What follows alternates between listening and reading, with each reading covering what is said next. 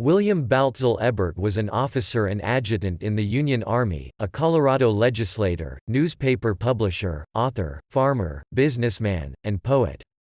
Ebbert published the Pueblo Review and Standard newspaper in 1890, authored the landmark meat inspection legislation in Colorado in 1889 and battled with Prohibitionists in the 1910s.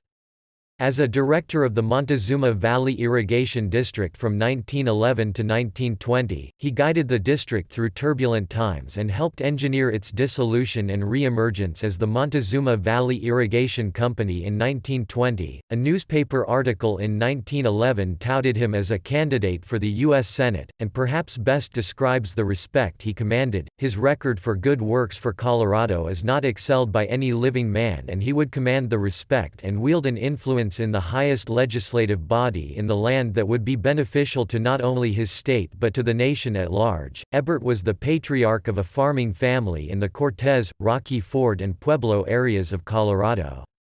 Ebbert's father, John Van Kirk Ebbert, was the cousin of Congressman George Ebbert Seney. In addition to writing for various newspapers and magazines, William B. Ebbert also authored a compilation of his writings and poetry on Colorado's fair mesas in 1897. Ebbert represented the counties of Pueblo, Otero, and Montezuma in the Colorado General Assembly in the late 19th and early 20th centuries. Ebbert was born in Wheeling, West Virginia. He was the only son of Charlotte Baltzell and John Van Kirk Ebbert, of Fayette County, Pennsylvania. After several years in the Union Army, he moved briefly to Covington, Kentucky and the Cincinnati, Ohio area. On Christmas Day, 1866, at age 20, he married Cornelia Blanche Hall in Wheeling.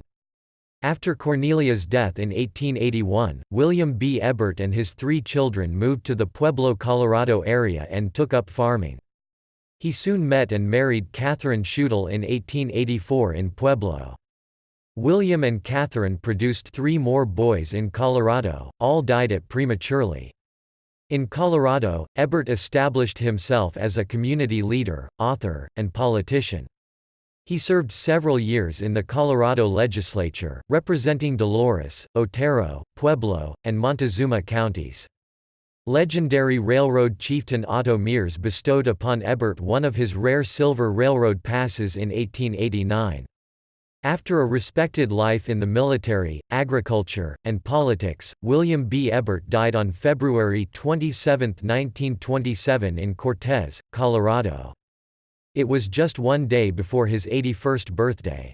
He is buried at the Lewis Cemetery, a few miles north of Cortez, Colorado.